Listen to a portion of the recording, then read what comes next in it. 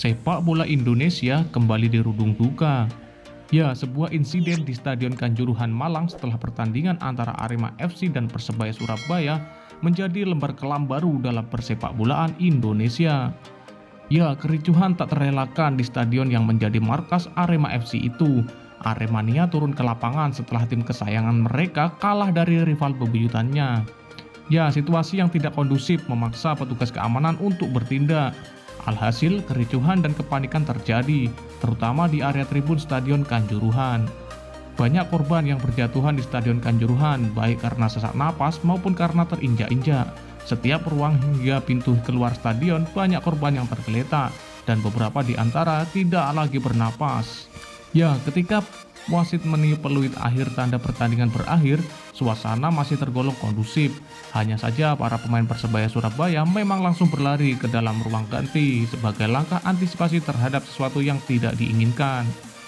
Ya, sementara itu para pemain Arema FC berjalan ke tengah lapangan seperti yang biasa mereka lakukan.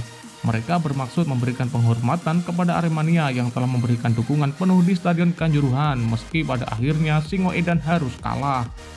Ya, namun saat itu sudah ada beberapa Aremania yang masuk ke lapangan.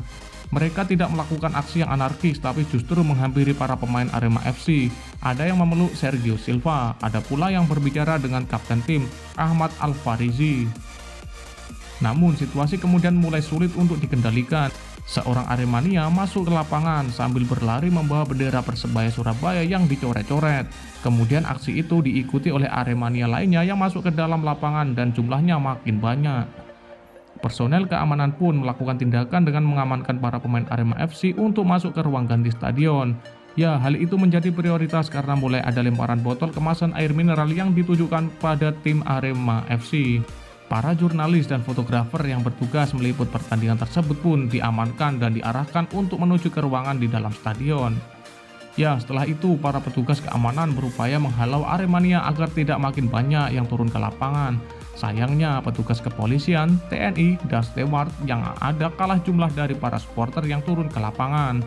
Tak sanggup mengendalikan keadaan, tembakan gas air mata pun jadi opsi yang diambil. Ya, langkah tersebut justru menimbulkan insiden yang lebih besar.